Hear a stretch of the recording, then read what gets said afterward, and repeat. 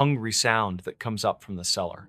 I mind. This is where the story takes a turn from a sad tale of an old man's grief to something far more sinister. Joseph began to document a strange and specific set of rules. He believed they were a way to appease the house, to keep its malevolent energy at bay. The rules were bizarre. Rule 1, the cellar door must never be left open after sundown. The cold from the foundation rises at night. Rule 2, the foundation dislikes the color yellow. It is a garish, happy color that offends its quiet nature. Rule 3, all mirrors must be covered before sleep. The foundation enjoys watching, and it is not good to be seen in the dark. The list went on, a dozen rules, each one more paranoid than the last. Sarah read these passages with a growing sense of unease. She told herself it was just the tragic diary of a man losing his mind as his wife was dying. But then, small, unexplainable things started to happen in the Millers' new home. Chloe was the first to show a change. She was a happy, outgoing child, but she became quiet and withdrawn. She started spending hours in her room, whispering to someone who wasn't there. When Sarah asked who she was talking to, Chloe would reply with a smile, "Mr. Joe? He's my new friend. He lives in the walls, and he tells me the secrets of the house." Then, things that mirrored the diary began to occur. Tom and Sarah would wake up in the morning and find the cellar door, which they were certain they had locked, standing wide open, a wave of unnatural cold seeping into the kitchen. One day, Sarah bought a beautiful bouquet of yellow daffodils and put them in a vase on the dining room table. The next morning, every single flower was wilted and black, as if they had been dead for a week. The other flowers in the house were fine. Sarah, her nerves frayed, found herself subconsciously starting to follow Joseph's rules. She double-checked the cellar door lock before bed. She threw out the dead daffodils and made a mental note not to buy yellow ones again. She even started covering the mirror in their bedroom with a scarf. Tom noticed her strange new habits and grew concerned. He dismissed the occurrences as coincidences, blaming her anxiety on the stress of the move and the influence of the creepy diary. The first real tension began to grow between them. Sarah felt like she was going crazy, and Tom's skepticism made her feel utterly alone. Driven by a desperate need for answers, Sarah read to the end of the diary. The final entries were written in a frantic, almost illegible scrawl. Joseph wrote that his wife, Mary, had finally passed away in her sleep. He didn't blame the illness, he blamed the house. He wrote that the house had consumed her warmth and was now stronger than ever. He wrote that it wouldn't let him leave, that every time he tried to pack his bags, a sudden violent accident would happen, a falling piece of plaster, a shattered window preventing his escape. The very last entry in the diary was the most terrifying of all. It was just a few sentences, written with a shaky hand. "Mary is gone, but the foundation is not satisfied. It requires a family to sustain it. It needs to be fed by the warmth of life. I cannot let it take another. If I cannot leave it, then I will join it. I will become its keeper. I will merge with its bones. My hunger will be its hunger, and I will keep the next family safe, so long as they follow the rules." Sarah dropped the diary as if it were on fire. She finally understood. Joseph Barrow hadn't just died of old age. He had done something to himself, some kind of dark ritual to merge with the house, believing he could contain the entity within it. The presence Chloe was talking to, Mr. Joe, wasn't a harmless imaginary friend. It was the twisted, hungry remnant of Joseph, now a permanent conscious part of the house itself. That very night, their nightmare truly began. Around 2 a.m., Sarah woke up to a strange noise. It was a faint, rhythmic scratching sound coming from inside the wall, right next to their bed. It was the same sound Joseph had described in his diary. She woke Tom, and he heard it too. It was real. As they both sat there, frozen in fear, the scratching stopped. And then, a low, masculine voice whispered from inside the wall, clear as day. It whispered one word: hungry. They grabbed Chloe from her room and spent the rest of the night huddled together in the living room, terrified. The next day, Tom, his skepticism finally shattered, agreed they had to leave. They booked a hotel and started frantically packing their most important belongings. That evening, as they were about to make their last trip out to the car, they realized Chloe was missing. She wasn't in the house, she wasn't in the yard. Panic set in. Sarah's mind raced back to the diary, to Joseph's obsession with the cellar. She knew, with a certainty, that chilled her to the bone where her daughter was. They ran to the cellar door in the kitchen. It was closed. But when Tom tried the handle, it wouldn't budge. It was as if it were sealed shut by an immense, unseen pressure. He threw his shoulder against it, but it was like hitting a wall of solid rock. And then they heard Chloe's voice from the other side of the door.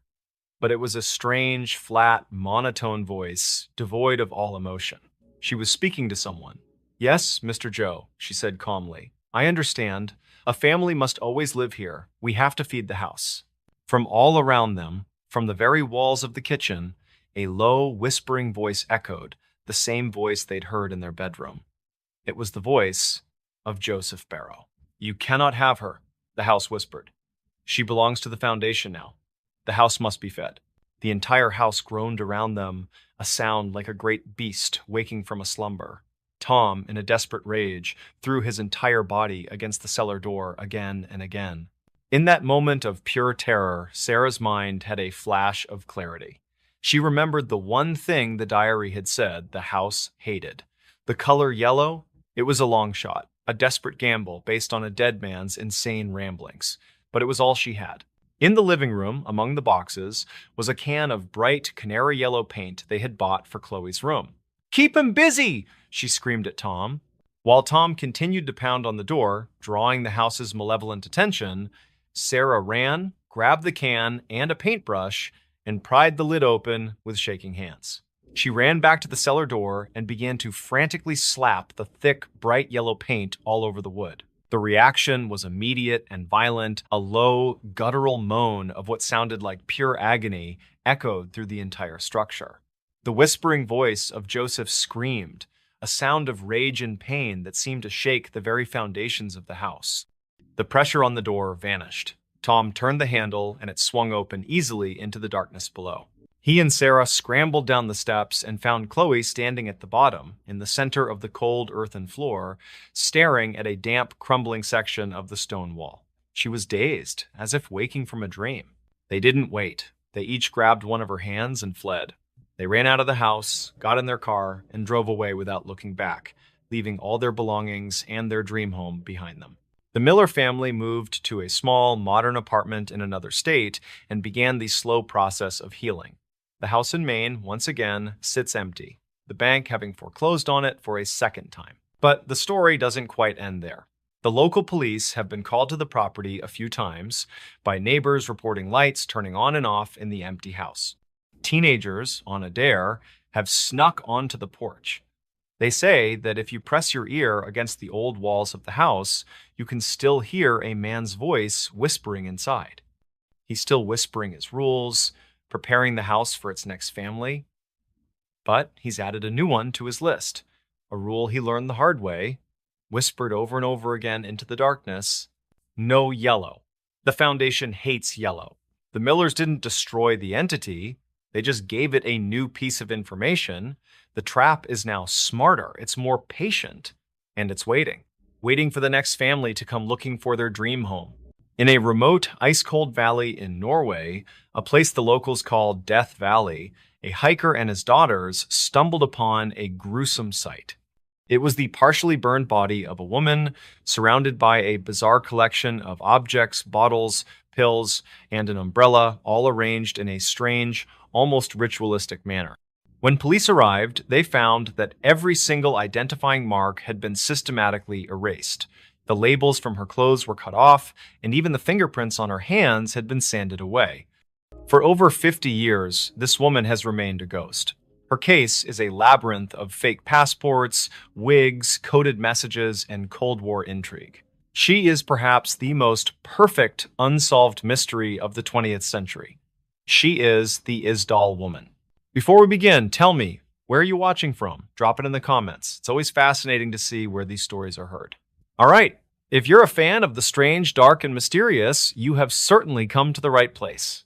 Our story begins on Sunday, November 29th, 1970, in the mountains surrounding Bergen, Norway. A university professor was out for a hike with his two young daughters in a rugged, isolated valley known as Isdalen. The valley had a dark local reputation. Its name translates to the Ice Valley, but for centuries, it had been nicknamed Dødsdalen, the Valley of Death, a place known for suicides in the medieval era and for being a treacherous spot where hikers had fallen to their deaths. It was a beautiful but deeply foreboding place. As the family made their way through the rocky terrain, they noticed a strange, acrid smell in the air. It smelled like something burning. They continued on, and as they rounded a rocky outcrop, they saw the source. There, in a small clearing, were the charred remains of a campfire. But as they got closer, the father realized with a wave of horror that it wasn't a campfire. Lying on her back amongst the rocks was the body of a woman. She was in a bizarre and unnatural pose, with her arms raised up in front of her chest, a position that coroners call the fencer's pose, which is often indicative of a body being exposed to sudden, intense heat. Her entire front torso and face were burned beyond recognition.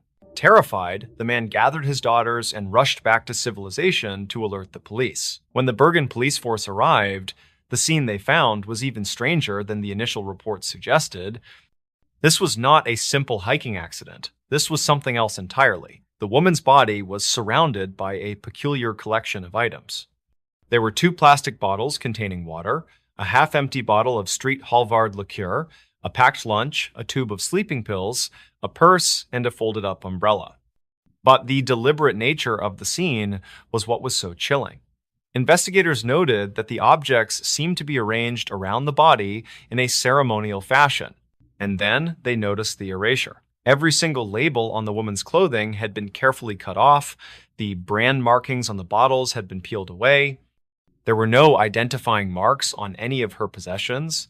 This was a person who had gone to extraordinary lengths to ensure no one would ever know who she was. The police initially thought this was a suicide, a strange one, but a suicide nonetheless. But when the body was taken back to the morgue, the mystery deepened. The medical examiner discovered that the woman's fingerprints had been systematically sanded or filed off her fingertips. This was not the act of a desperate person ending their life. This was the work of someone who was an expert at erasing an identity. This was the work of a professional. With no ID, no fingerprints, and no recognizable features, the investigation was at a complete standstill. They had a ghost. Their first big break came a few days later. Police discovered 2 suitcases that had been left in a luggage locker at the Bergen train station. They managed to trace them back to the hotel where the mystery woman had last been staying. When they opened the suitcases, the case blew wide open, taking a sharp turn from a strange death to a full-blown international espionage thriller. Inside the suitcases, there was no identification, but there was a collection of wigs and several pairs of non-prescription glasses, clearly meant for changing one's appearance. There was a variety of different currencies: Norwegian, Belgian, British, and Swiss. There were maps, bus and train timetables, and a tube of eczema cream with the prescription label removed. And just like at the crime scene, every single piece of clothing in the suitcases had had its tags and labels meticulously cut off. But the most important discovery was a small notepad. On the first page, the police found a series of numbers and letters written in a strange code. The city's best codebreakers were put on the case, and they soon realized it was a relatively simple substitution cipher. They cracked it. But the decoded message wasn't a confession or a spy's secret. It was a dry, meticulous list of dates and locations. It was a travel log. O25-030P, translated to October 25th to 30th Paris. N29, S2, O translated to November 29th, Stavanger. October 2nd, Oslo. It was the travel itinerary of a ghost. Using the decoded notepad and witness statements, the police began the painstaking process of retracing the woman's steps. And they discovered that she hadn't just been a ghost in death, she had been one in life, too. They found that she had traveled all over Europe, from Paris to Geneva to Oslo, using at least 8 different completely fake passports. She had checked into hotels under a series of aliases: Fenella Lork, Claudia Telt, Vera Jarley, Alexia Zarna Merches. Each name came with a different nationality and a different backstory. Handwriting analysis of the hotel check-in cards she had filled out confirmed they were all the same person. Witness descriptions from hotel staff across Norway and Europe began to paint a picture of this enigmatic woman. She was described as elegant, well-dressed, and always solitary.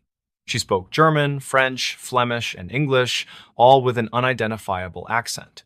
She always paid in cash and often requested to change rooms multiple times during a single stay. She was a woman who was an expert at being seen, but never known. Investigators were able to piece together her final days in Bergen. She checked into the Hotel Hordeheimen, staying in room 407. She told the staff she was a traveling saleswoman and antique dealer. She would often leave her room for long periods, and when she was there, she seemed paranoid, keeping the furniture pushed up against the door. After a few days, she checked out and moved to another hotel, and then another, a classic sign of someone trying to avoid being followed. The last time anyone saw her alive, she was checking out of her hotel on the morning of November 23rd. She paid in cash, and a taxi took her to the Bergen train station, where she put her 2 suitcases into a storage locker. After that, she seems to have vanished for several days. It's believed she was seen by a local man on the day she died, November 29th. He saw a well-dressed woman, not in hiking gear, walking ahead of him on the trail leading into Isdalen Valley. She had a look of fear on her face, and he noticed 2 large, dark-haired men in coats following her at a distance.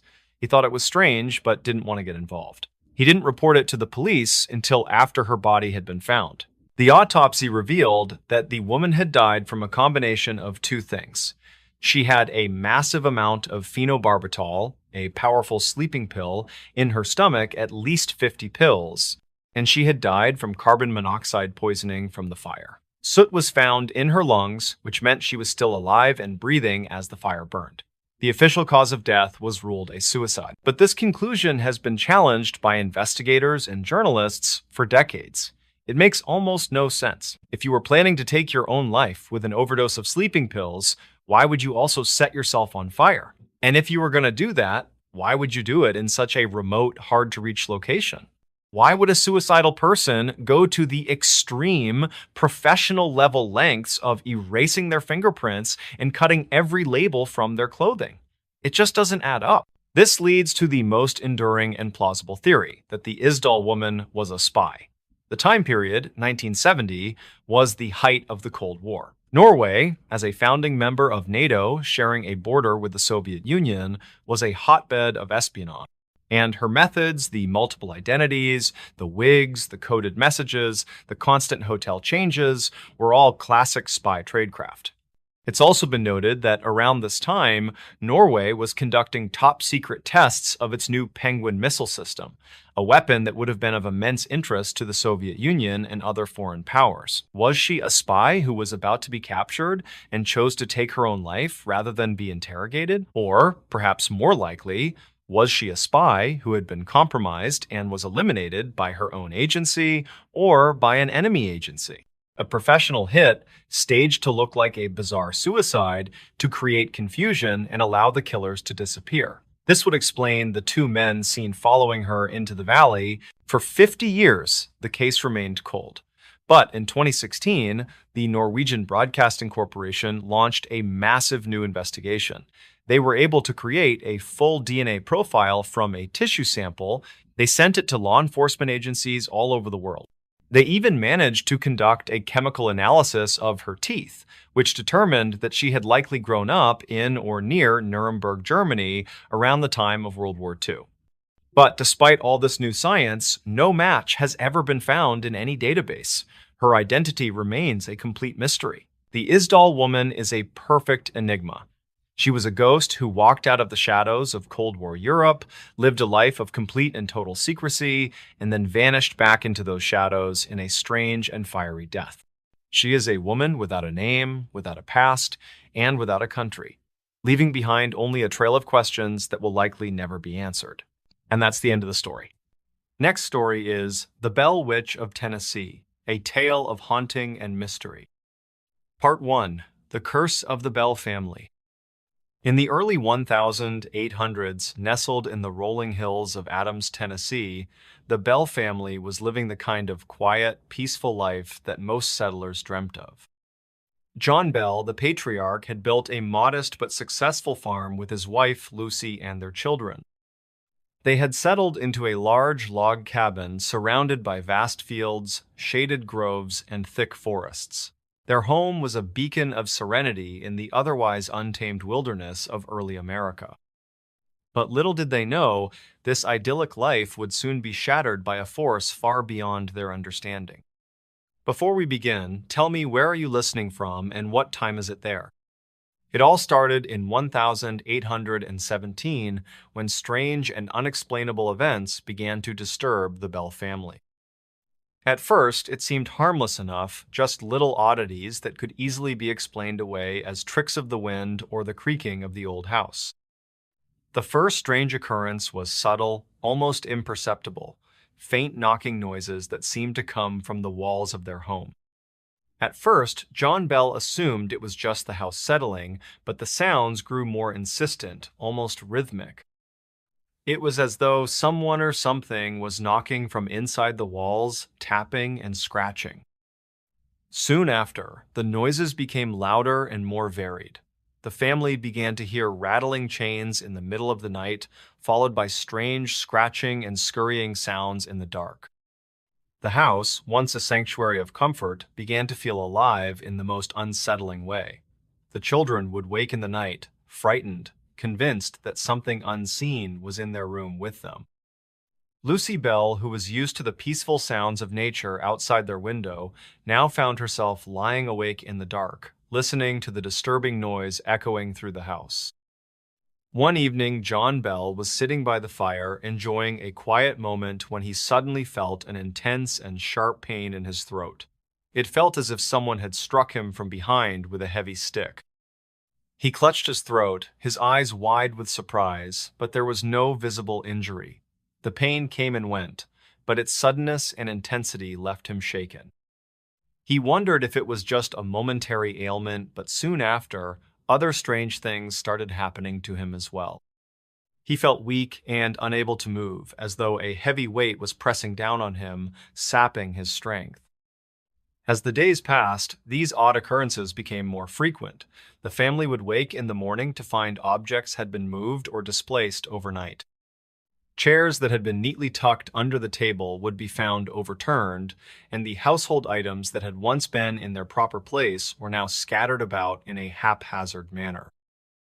At night, the sound of heavy footsteps pacing back and forth outside their door would keep them awake, their minds filled with dread and confusion. And always, lurking in the back of their thoughts, was the unsettling suspicion that something or someone was there with them.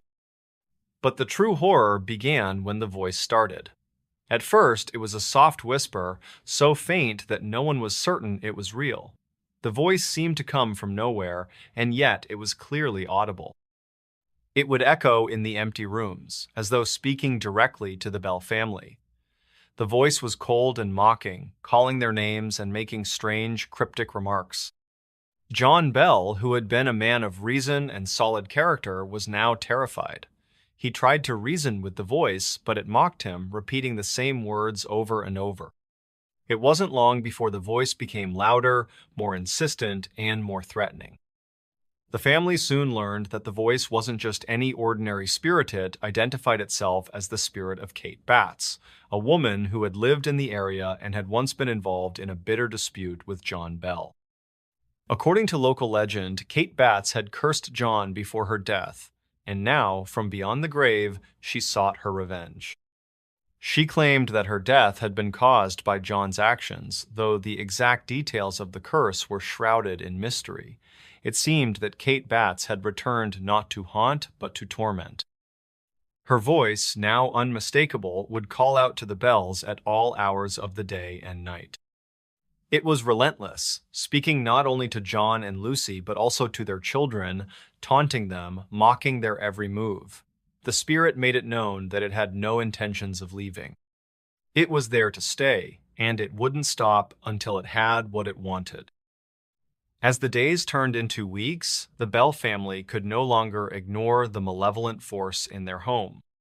It wasn't just the strange noises or the terrifying voice, it was the sense of dread that hung in the air like a heavy fog. The walls seemed to pulse with dark energy, and no one felt safe, even in the daylight. The family's once warm home now felt cold, its floors and walls filled with invisible eyes watching their every move. It wasn't just a haunting, it was a torment that felt personal, as though they had been chosen for this nightmare. What made the situation even more terrifying was that the Bell Witch didn't just speak to the family from a distance, it began to physically attack them. At night, John and Lucy would feel sharp, invisible forces pulling at their clothes, tugging at their hair, and slapping them across their faces. The children, especially Betsy, became the focus of the spirit's fury. Betsy, a young girl, would wake in the night, crying out in pain as her hair was violently pulled or her body was scratched and bruised by unseen hands. The Bell family, once proud and strong, was now terrorized by an invisible but very real enemy that seemed to know their every weakness. As the haunting grew more intense, the Bell family tried everything they could think of to rid themselves of the malevolent spirit. They called upon local ministers and spiritualists, hoping to find a solution, but nothing worked. The Bell Witch seemed to be one step ahead of them at every turn, its power only growing stronger. It was clear that the Bell family was in the grip of something far more sinister than any of them had ever imagined. What had started as small noises and whispers had transformed into a full-fledged nightmare. And the worst part? It seemed there was no way out. Part 2. The haunting intensifies. As the days passed, the Bell family's life turned into a waking nightmare. The once peaceful farm in Adams, Tennessee had become the battleground of a battle they couldn't fight, a battle against something invisible yet undeniably powerful. It wasn't just the sounds anymore, it was the overwhelming presence that seemed to hang over them, thickening the air and making their every breath feel labored. The Bell Witch had made it clear, it was not going to leave. The terrifying voice that had once whispered now shouted with increasing frequency and malevolence. It mocked the family, repeating their names, ridiculing their every action. The words were more than just an annoyance, they were an attack, a mental and emotional torment that weighed heavily on the Bells. But it wasn't just the voice that haunted them, it was the unseen force that followed them every waking moment, making even the simplest task feel impossible. John Bell, the once proud patriarch, was struck with a sickness that no doctor could diagnose. His health deteriorated rapidly, and he grew weaker with each passing day. At first, his family thought it was just the stress of the haunting taking its toll, but as time went on, it became clear that something more sinister was at play. John was plagued by a strange, sensation-sharp, debilitating pains in his throat that felt like invisible hands strangling him. His body trembled, and he lost the strength to even sit up. It was as if the Bell Witch had cursed him with a slow, painful demise. In the midst of this growing terror, it was Betsy, John's young daughter, who became the focal point of the haunting's malevolent energy. The Bell Witch, seemingly fixated on her, began to physically torment her in ways that no child should ever endure. At night, Betsy would scream in agony as invisible hands clawed at her, pulling her hair and scratching her arms. Her once peaceful bedroom became a battleground, with the relentless spirit attacking her without mercy. One night, while Betsy was asleep, the Bell Witch escalated its attacks. It dragged her out of bed and threw her violently across the room as though an unseen force had picked her up and tossed her like a rag doll. The family, helpless and terrified, could only watch in horror as their daughter suffered. John and Lucy Bell, weakened and fearful, were powerless to protect their child from the unseen terror that had taken hold of their home. The ghostly torment didn't stop at physical violence. The Bell Witch began to speak directly to Betsy, taunting her with cruel words. It threatened to kill her, mockingly asking if she was afraid to die. The voice seemed to enjoy her suffering, reveling in the fear it caused. The witch seemed to delight in Betsy's pain, using her as a means of breaking the family's spirit. The situation grew worse as the Bell Witch began to attack not just Betsy, but other members of the family. John Bell, once a man of strength, found himself paralyzed, his body betraying him as the curse took hold. It wasn't just his physical health that deteriorated, it was his spirit. Each day he seemed more and more defeated, unable to fight the invisible force that tormented him. Lucy Bell, desperate to protect her family, sought out help from spiritualists, priests, and local leaders. She even consulted with local ministers, hoping that prayers and blessings could drive out the evil that had taken root in their home. But no one had any answers. The Bell Witch mocked their efforts, saying that no one could stop it. The ministers, despite their best efforts, could only leave in fear, their prayers seemingly having no effect on the malevolent spirit. The haunting reached a fever pitch when a group of local spiritualists, intrigued by the Bell family's plight, came to visit the farm. These spiritualists were well known for their work with the supernatural, and they believed that they could communicate with spirits. They arrived at the Bell farm, hoping to make contact with the entity that had been tormenting the Bells. What they didn't expect was that the Bell Witch was more than capable of revealing itself. The moment the spiritualists entered the Bell house, the witch began to make itself known with terrifying force. The voice shouted at them, demanding that they leave, mocking their feeble attempts to communicate with it. The witch spoke through the spiritualists, using their own voices to deliver cryptic, unsettling messages. The Bells and their visitors were left stunned and terrified by the experience. But the most shocking revelation came when the Bell Witch, in an eerie display of power, began to answer questions that no one could have known the answers to. It revealed secrets about the Bell family, things that only the Bells themselves could have known, details of their personal lives, private moments, and even their darkest fears. The witch's knowledge was terrifying, and its ability to manipulate the family with such precision left the Bells feeling completely helpless. As the haunting continued to intensify, the family was pushed to the brink. Desperate and fearful for their lives, the Bells made the difficult decision to leave their home. But no matter where they went, the Bell Witch followed. It was clear now. The witch had chosen them, and it wasn't going to let them go. The townspeople of Adams, hearing about the Bell family's torment, began to whisper about the Bell Witch. Some believed it was a poltergeist, others thought it was a curse, but no one could explain the full extent of the supernatural force that had overtaken the Bell family's lives. The Bell Witch became a legend in the town, and the story of the Bell family's suffering spread far beyond the borders of Tennessee. With each passing day, the Bell Witch's power grew stronger, and it became clear that the family had no escape. The torment continued day and night, wearing down their spirits. And yet, the family held on to one fragile hope, that somehow someone might find a way to put an end to the nightmare that had consumed their lives. But that hope would be tested in ways they never could have imagined. As the Bell Witch's grip tightened, the family had to ask themselves, was this a curse they could survive, or were they destined to be consumed by the malevolent force that had taken over their home? The nightmare was far from over. Part 3. The Final Confrontation and Legacy. As the haunting grew more unbearable, the Bell family's will to continue living in their own home seemed to wane. The once tight-knit family was now fractured, each member haunted by the relentless terror of the Bell Witch. The invisible force that tormented them seemed to have no end, no mercy, and no explanation. It wasn't just physical suffering anymore, it was emotional and psychological devastation, as the Bell Witch seemed determined to break their spirits in every way imaginable. The family's final attempt to confront the Bell Witch came in the fall of 1820.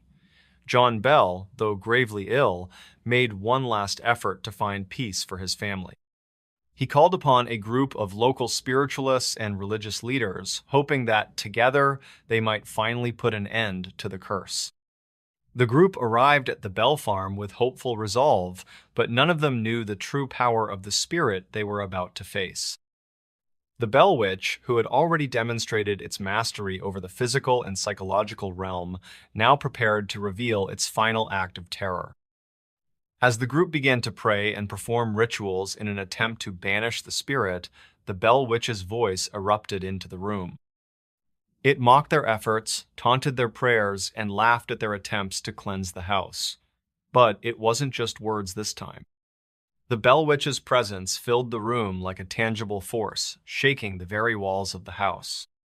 The air grew thick with a sense of impending doom, and the temperature plummeted as though the room itself was being consumed by an icy chill. John Bell, who had been frail and weak for months, suddenly seemed to gain strength.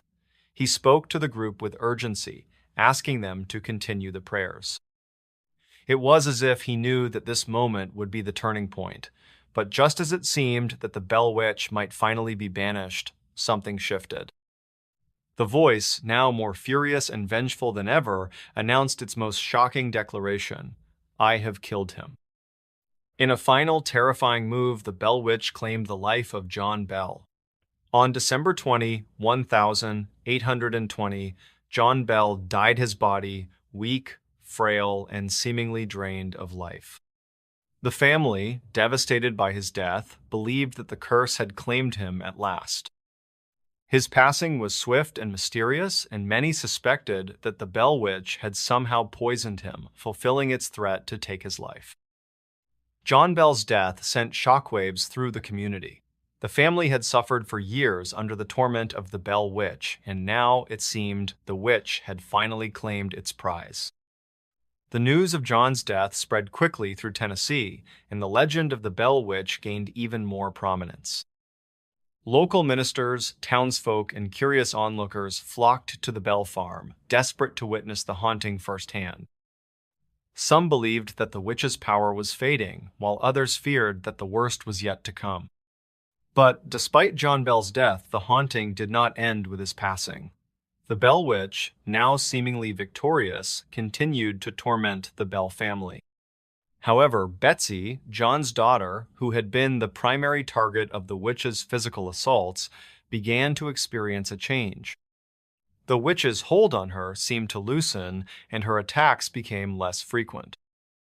In the months following her father's death, Betsy decided to end her engagement to a local young man named Joshua Gardner, likely influenced by the Bell Witch's malevolent presence.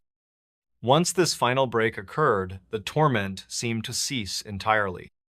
By the summer of 1821, the Bell Witch's grip on the Bell family finally loosened. The family, weary and broken, left the farm for good. The house, once their home, was abandoned. The Bell Witch had won, but it had also left its mark on the Bell family and the town of Adams forever. Though the haunting had subsided, the legend of the Bell Witch did not fade. Stories of strange occurrences continued to circulate, and some locals claimed to have seen the ghostly figure of a woman walking through the woods near the Bell farm. Over time, the story of the Bell Witch became a cornerstone of American folklore, inspiring books, movies, and countless retellings. The question of whether the Bell Witch was a poltergeist, a vengeful spirit, or something far darker was never fully answered. In the years that followed, the Bell family moved away from the area, and the farm was eventually abandoned. However, the Bell Witch's legacy lived on. Tourists and ghost hunters still visit the site of the old Bell farm, hoping to catch a glimpse of the mysterious forces that once terrorized the Bell family. Some say they still hear the whispering voice of the witch in the wind, while others claim to see strange lights flickering in the woods at night. As for the Bell family, their names became synonymous with the supernatural, and their haunting story remains one of the most chilling in American history. The Bell Witch is remembered as a relentless, mysterious force that forever altered the lives of those who crossed its path. The questions surrounding the haunting, what it was, why it happened, and whether it will ever truly be gone remain unanswered, leaving the legend of the Bell Witch to haunt the minds of those who dare to explore its dark history. The Bell Witch's curse may have claimed John Bell's life, but the haunting has never truly ended. The story lives on, echoing through the ages, a chilling reminder of the unknown forces that still lurk in the shadows, waiting for the next victim. The Bell Witch will forever remain a part of Tennessee's history, a dark chapter that continues to fascinate and terrify all who hear its tale.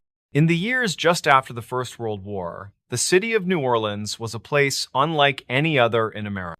It was a city of deep shadows and dazzling light, of old-world superstition and modern, vibrant music. It was the birthplace of jazz, a place where the air itself seemed to thrum with life. But beginning in 1918, a new, terrifying sound began to cut through the music. It was the sound of splintering wood in the dead of night, as a phantom killer chiseled his way into the homes of sleeping families. He would ignore their money and their jewelry, and instead, he would pick up their own axe and use it to commit acts of unspeakable violence. This killer, who became known as the Axeman, was never caught. He was a ghost who terrorized a city, and then, after sending one of the most bizarre letters in the history of crime, a letter in which he claimed to be a demon from hell and made a strange promise involving jazz music, he vanished, leaving behind a legend that is forever woven into the dark musical soul of New Orleans. Before we begin, tell me, where are you watching from? Drop it in the comments. It's always fascinating to see where these stories are heard. All right, if you're a fan of the strange, dark, and mysterious, you have certainly come to the right place. To truly understand this story, you have to imagine New Orleans in the early 20th century. This was a city that lived by its own rules. A bustling, humid port city on the Mississippi River, it was a melting pot of cultures. French, Spanish, African, Creole, and a large growing community of Italian immigrants, mostly from Sicily. It was a place of deep Catholic faith, but also a place where the traditions of voodoo were practiced openly in the city's shadowy back alleys.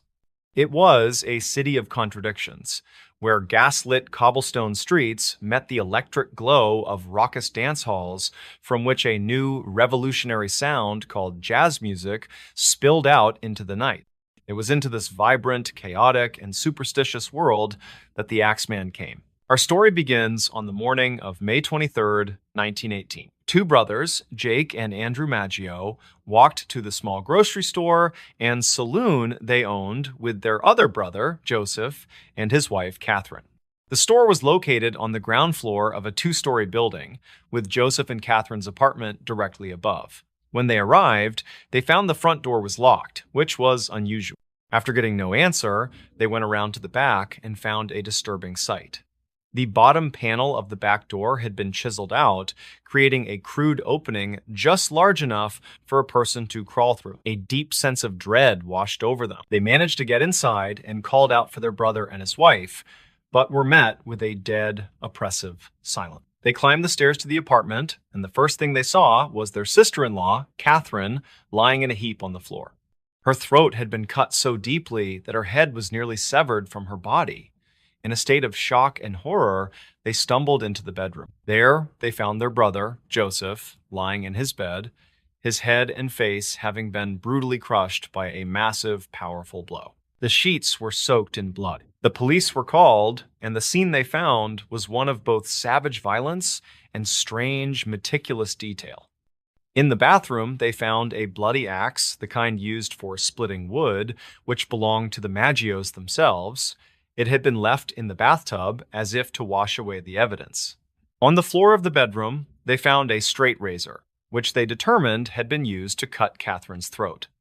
Bizarrely, the razor belonged to Joseph's brother, Andrew, who worked as a barber and had left it at the apartment a few days earlier to have Joseph sharpen it for him. The killer had found it and used it, but the most confusing part of the crime scene was that nothing of value had been taken. Money was left in the cash register downstairs. Jewelry in the apartment was untouched. This was not a robbery. This was something else. This was a crime of pure, unadulterated rage. The police investigation was chaotic from the start. They initially suspected Andrew Maggio, the owner of the razor, but he had a solid alibi. They had no witnesses and no fingerprints. The only real clue was a cryptic message found faintly chalked on the sidewalk a few doors down. It read, "Mrs. Maggio will sit up tonight just like Mrs. Tony." This was a reference to a previous unsolved murder of a man named Tony Chiambra, but the police couldn't make a definitive link. The case went cold, a brutal but seemingly isolated incident. But then, 1 month later, the Axeman struck again. On June 27th, a baker named John Zanka was making his morning deliveries when he noticed that the back door of the grocery store, owned by a man named Louis Basumer, had its lower panel chiseled out. It was the exact same method of entry as the Maggio murder. Zonka alerted the police, who entered the apartment to find a gruesome scene. Louis Basumer and his mistress, a woman named Harriet Lowe, were in their bed, both having suffered horrific head injuries from a hatchet that, once again, belonged to the victims and had been left at the scene. Miraculously, both Basumer and Lowe were still alive. They were rushed to the hospital. As police investigated, they once again found that no money had been taken. This was not a robbery. This was a pattern. A serial killer was at large in New Orleans. A killer who seemed to specifically target Italian grocers, who used a chisel to silently enter their homes, and who used their own axes to attack them as they slept. The case took a bizarre turn at the hospital. Harriet Lowe, before lapsing into a coma, reportedly told police that she thought the attacker was a young, dark-skinned man, but her description was vague. A few days later, she changed her story completely and accused Louis Basumer, the man lying injured in the bed next to her, of being a German spy and of having attacked her. The police, desperate for a suspect, arrested Basumer. But Lowe's story kept changing, and with no other evidence, Basumer was eventually released. Harriet Lowe died a few days later, and the truth of what she saw died with her. The city of New Orleans was now gripped by fear. The Italian-American community in particular was terrified. They were being targeted, but they didn't know why. Many of them were recent immigrants who were already distrustful of the police, and they began to take matters into their own hands, arming themselves and forming vigilante groups to patrol their neighborhoods at night. The Axeman, however, remained silent for the rest of the summer. The city began to breathe a collective sigh of relief, hoping the nightmare was over. It wasn't. On March 10th, 1919, the killer returned with a vengeance, committing his most brutal and heartbreaking crime yet. The target was another Italian grocer, a man named Charlie Cortimiglia, who lived with his wife Rosie and their beautiful 2-year-old daughter Mary. That morning, their next-door neighbor heard screams coming from the Cortimiglia apartment. He rushed over to find a scene of unimaginable horror. Rosie was standing in the doorway, her head covered in blood, holding the lifeless body of her daughter Mary. Inside, on the bed, lay her husband, Charlie, also severely injured. The little girl, Mary, had been killed by a single, powerful blow to the head as she slept in her mother's arms. Charlie and Rosie were rushed to the hospital, where they eventually recovered. Once again, the killer had used the victim's own axe and had entered by chiseling out the back door panel. The murder of a 2-year-old child sent a wave of pure terror through New Orleans. This was no longer just a killer, this was a monster. The entire city was on edge, locking their doors, sleeping with guns by their bedsides. The police were powerless, the public was terrified, and the Axeman was in complete control. And it was at this moment of peak terror that the killer decided to speak. On March 13th, 1919, a letter arrived at the office of the Times New Orleans Times-Picayune Times newspaper. The letter was bold, arrogant, and utterly terrifying. It was, allegedly, from the Axeman himself. And it was one of the strangest and most theatrical letters a serial killer has ever written. It began, "Esteemed mortal, they have never caught me, and they never will. They have never seen me, for I am invisible, even as the ether that surrounds your earth. I am not a human being, but a spirit and a demon from the hottest hell. I am what you Orleanians and your foolish police call the Axeman." The letter continued in this bizarre, supernatural tone. The author claimed to be a close relative of the Angel of Death and bragged about his power over the city. But the most famous part of the letter was the strange and specific promise he made. He wrote, "Now, to be exact, at 12:15 earthly time on next Tuesday night, I am going to pass over New Orleans. In my infinite mercy, I am going to make a little proposition to you people. Here it is. I am very fond of jazz music, and I swear by all the devils in the nether regions that every person shall be spared in whose home a jazz band is in full swing at the time I have just mentioned. If you have a jazz band going, well, then it is your good fortune, but if you haven't got a jazz band and you are alone on Tuesday night, then you will get the axe. The letter was published in the paper, and the city went wild. No one knew if it was a genuine letter from the killer or a sick prank. But in a city steeped in superstition and fear, no one was willing to take the chance. And so, the night of Tuesday, March 19th, 1919, became a legendary night in the history of New Orleans. It was the night the entire city threw a party to save their own lives. Every dance hall, every saloon, every restaurant was packed to the rafters. Professional jazz bands played until their fingers were sore. But it wasn't just the public venues. In private homes all across the city, people threw Axeman parties. Families who owned a gramophone played their jazz records as loud as they could, opening their windows so the sound would spill out into the street. Those who didn't have a record player played pianos, banged on pots and pans, anything to make a joyful, jazzy noise. The entire city, from the wealthiest mansions to the poorest shacks, was alive with the sound of music.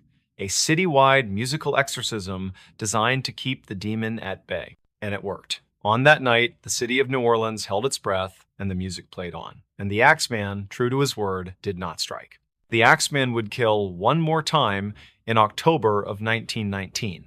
But after that, the attacks simply stopped. As mysteriously as he had appeared, the Axeman vanished. He was never identified, never caught. For decades, theories have swirled. Was he a lone sadistic madman with a grudge against Italian immigrants? Was it a series of mafia hits disguised to look like the work of a single serial killer? Or was he, as his letter claimed, something not quite human? We will never know. The Axeman of New Orleans remains a phantom, a boogeyman whose legend is forever intertwined with the city he terrorized. A city that, for one strange and unforgettable night, fought back against a demon with the only weapon he seemed to fear, a loud, defiant, and joyful noise. In the history of crime, there are few stories as audacious and as perfectly cinematic as this one. It's the story of a man who, on the eve of a major holiday, walked onto an airplane dressed in a business suit, ordered a drink, and then quietly carried out the most daring act of air piracy in American history. He wasn't violent, he wasn't loud, he was calm, polite, and completely in control.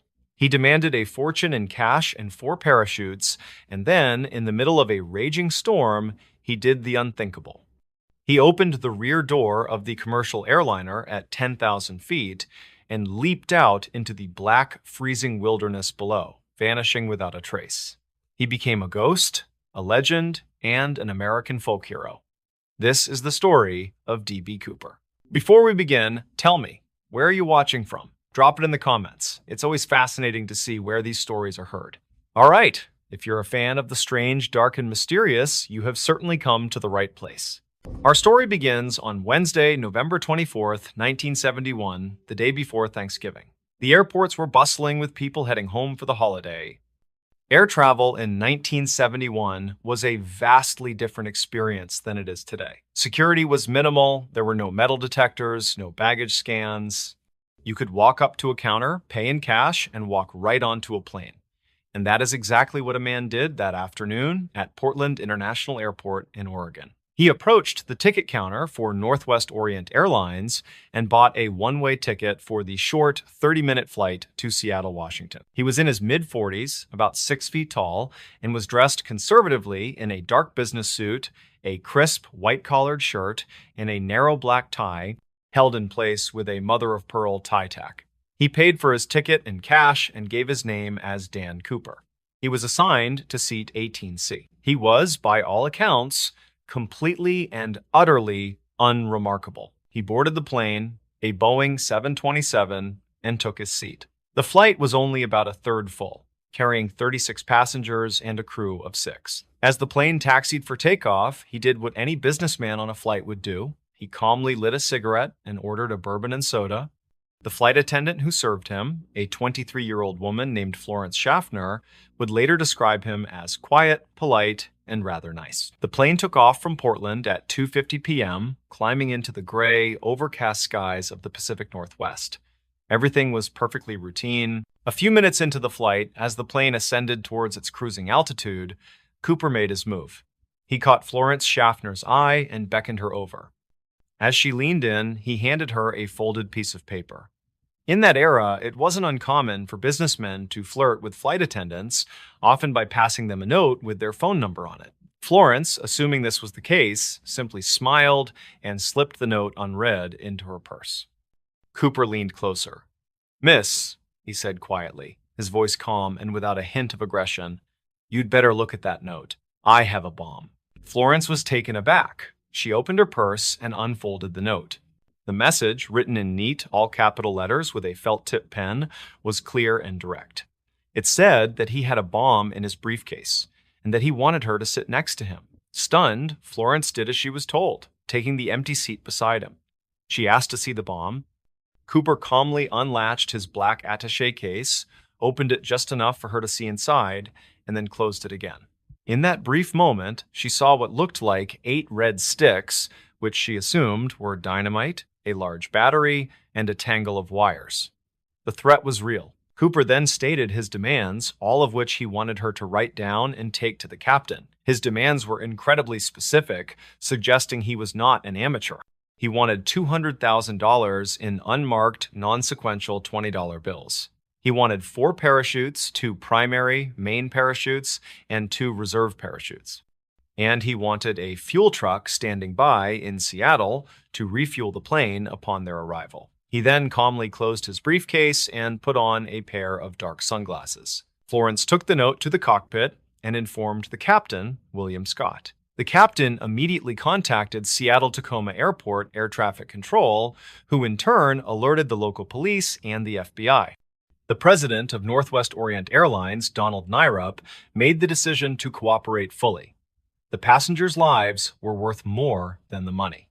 For the next 2 hours, as the Boeing 727 circled Puget Sound, the passengers had no idea what was happening. To them, it was just a minor mechanical delay. The flight attendants, maintaining a professional calm, told them they would be landing in Seattle shortly. But in the back of the plane, in seat 18C, Dan Cooper sat, calmly smoking cigarettes and sipping his bourbon, holding an entire airplane hostage. At 5:24 p.m., the plane was finally cleared to land at Seattle-Tacoma Airport. It touched down at 5:39 p.m. and taxied to a remote, isolated section of the tarmac away from the main terminals. The airport was bathed in the cold, driving rain of a Pacific Northwest evening. The scene was incredibly tense. The FBI and local police had surrounded the area, but Cooper had warned them that he would detonate the bomb if he saw any unauthorized approach. On board the plane, Cooper ordered all the window shades to be closed to prevent police snipers from getting a clear view. The airline had managed to scramble together the money, 10,000 individual $20 bills, and the parachutes, which they sourced from a local skydiving school. An airline employee, clad only in a t-shirt to show he was unarmed, walked out onto the rainy tarmac and delivered the cash-filled knapsack and the parachutes to the plane via the aft air stairs, the staircase at the very back of the 727. Once Cooper had confirmed the delivery, he made good on his word. He calmly allowed all 36 passengers, along with the flight attendant Florence Schaffner and another senior flight attendant, to deplane. He was now alone on the plane with Captain Scott, the first officer, the flight engineer, and one remaining flight attendant, a young woman named Tina Mucklow, who had volunteered to stay behind. Now that he had the money and the parachutes, the authorities assumed he would surrender or try to escape on the ground. But Dan Cooper had a second act planned. He informed the cockpit crew of his new flight plan.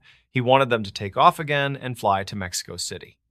But he gave them a very specific and very strange set of instructions on how to fly the plane. He demanded that they fly at an altitude below 10,000 feet. He wanted the wing flaps to be locked at a 15-degree angle, and he wanted the landing gear to remain down. And, most crucially, he demanded that the cabin remain unpressurized. To the average person, these instructions would sound bizarre. But to the flight crew and the FBI agents listening in, the plan was instantly, chillingly clear. Every single one of these instructions was designed to make the plane fly as slow and as low as possible and to keep the cabin at a breathable pressure.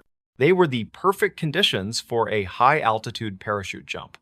And the Boeing 727, the plane he had specifically chosen, was the only commercial airliner at the time that had a staircase at the back, the aft air stairs, that could be opened from the inside while the plane was in flight. This was not a random plan. This was the work of a man who knew exactly what he was doing.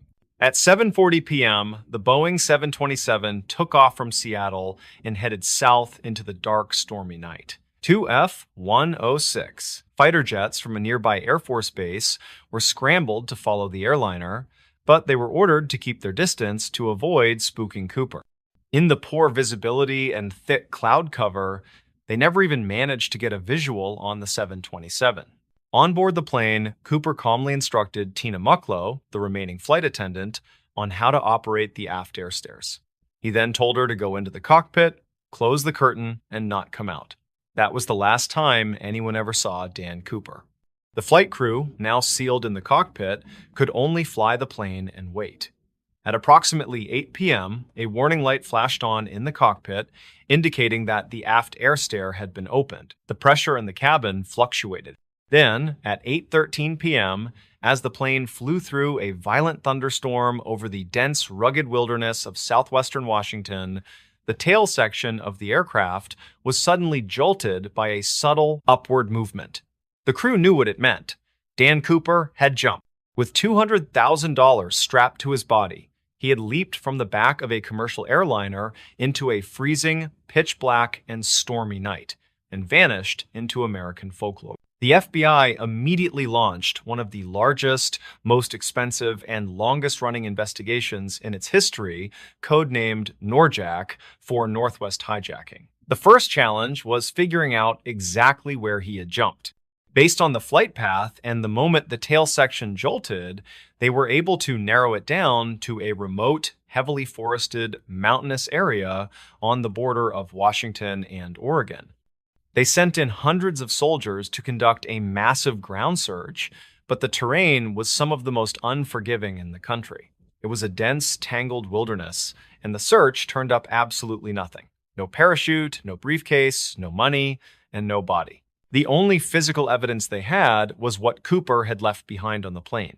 They found his black clip-on tie, his mother-of-pearl tie tack, and 8 Raleigh cigarette butts. For decades, these items yielded few clues. But in the 2000s, forensic investigators were able to isolate a partial DNA profile from the tie. The problem was, with no body and no identified suspect, they had nothing to compare it to. For 9 long years, the case was completely cold. It seemed the mystery of D.B. Cooper, a name, by the way, that was the result of a media miscommunication, but it stuck, would never be solved. And then, in February of 1980, a small miracle occurred. An 8-year-old boy named Brian Ingram was on a family vacation digging a fire pit on a sandy beach along the Columbia River, a spot called Tennebar.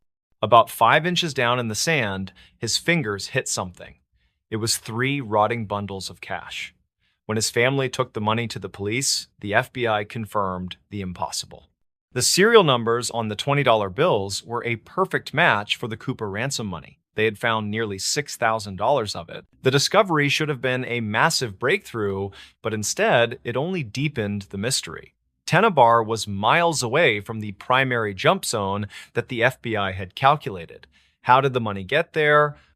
Scientists analyzed the diatoms on the bills and determined that the money had not been buried, but had washed ashore. This led to a theory that Cooper had landed in the Columbia River, or one of its tributaries, and drowned, and that the money had been washed downstream over the years. But if that was the case, where was the rest of the money? And where was Cooper? Over the years, the FBI investigated over 800 suspects. The list included experienced paratroopers, career criminals, and even a woman who claimed Cooper was her husband who had confessed on his deathbed.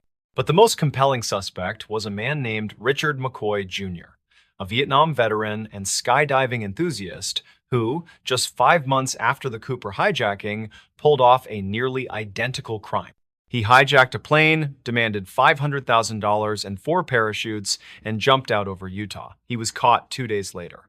While the similarities were striking, the FBI eventually ruled him out. His physical description didn't quite match, and he had a solid alibi for the night of the Cooper hijacking.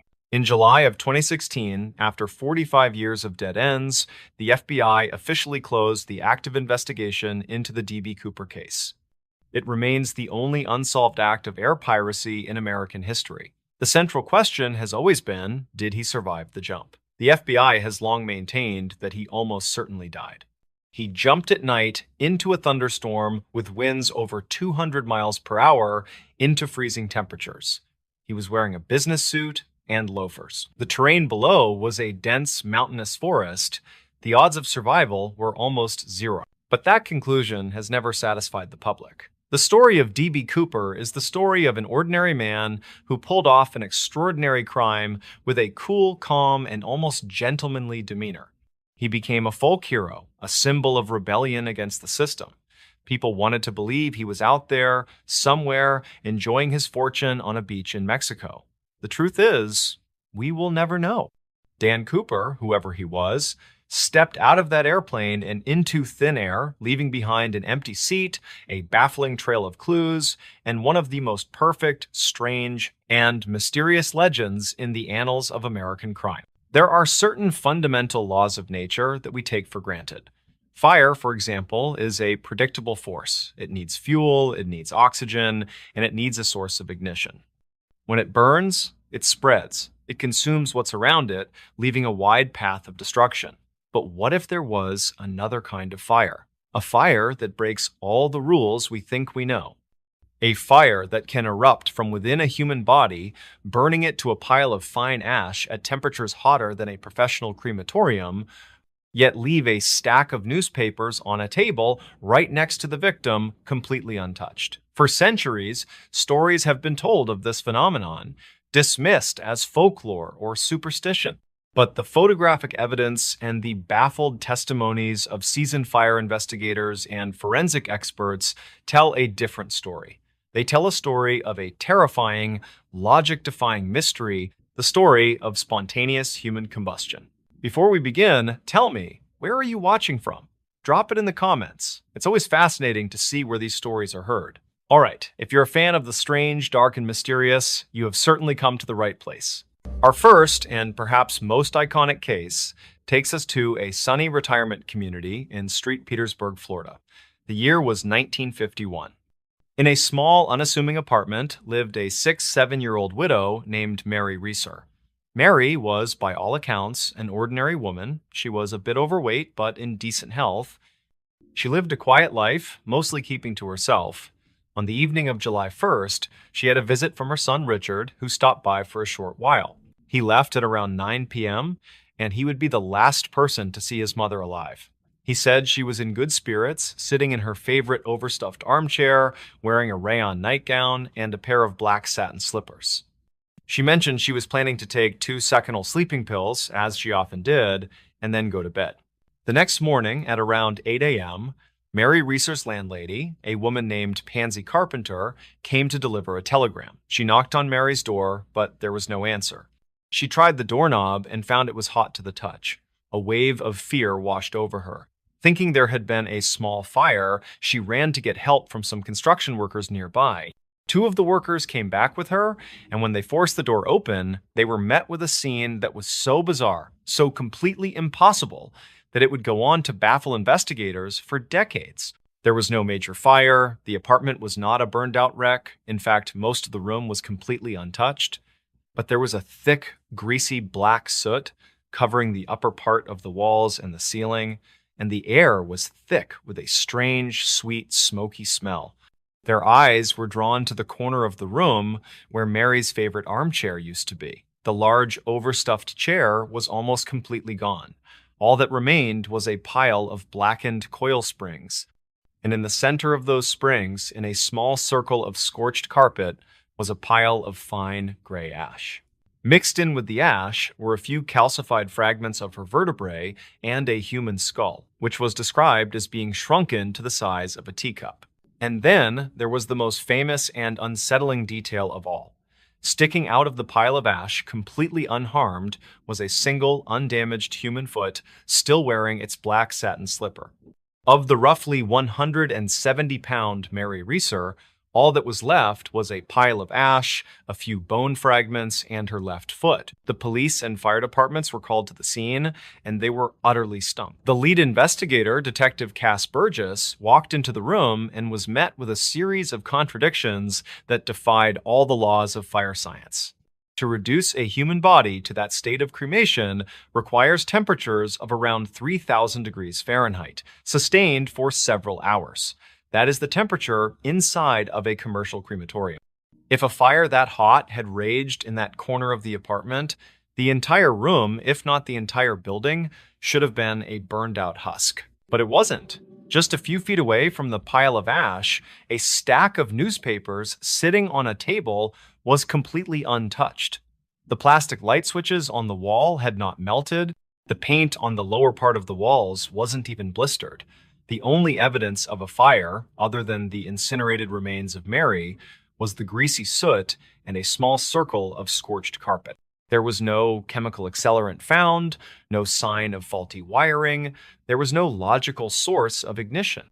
It was as if an incredibly intense, localized fire had erupted in the very spot where Mary was sitting, consumed her almost completely, and then simply extinguished itself. The case became so bizarre that the local police sent a box of the evidence, including the ash and bone fragments, to the FBI for analysis. They even brought in a physical anthropologist and fire expert named Dr. Wilton Krogman.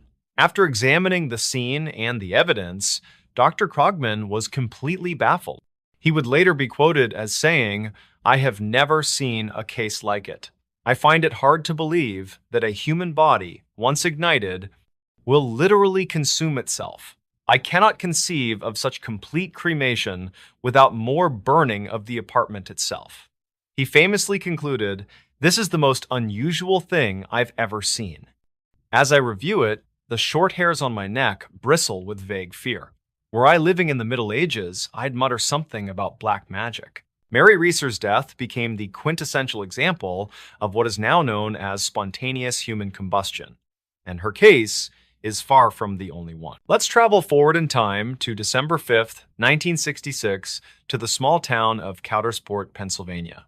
A meter reader named Don Gosnell was making his rounds on a cold winter day. He arrived at the home of a 92-year-old retired physician named Dr. John Irving Bentley.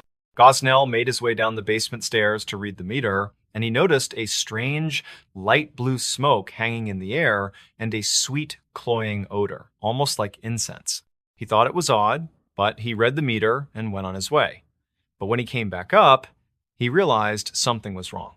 He called out for Dr. Bentley, but got no response. Fearing the old man might have had a medical emergency, he broke a pane of glass on the basement door and let himself in. He followed the strange smell up to the second-floor bathroom, and the scene he found there was just as impossible as the one that had greeted investigators in Mary Reeser's apartment. In the floor of the bathroom was a perfectly circular hole about 2.5 feet in diameter, burned through the linoleum and the thick wooden floorboards below. In the basement, directly beneath, there was a pile of fine ash. And standing next to the hole, as if it had simply been left behind, was the lower half of a man's right leg, from the knee down, completely intact, with its slipper still on. Of the rest of Dr. Bentley, there was nothing.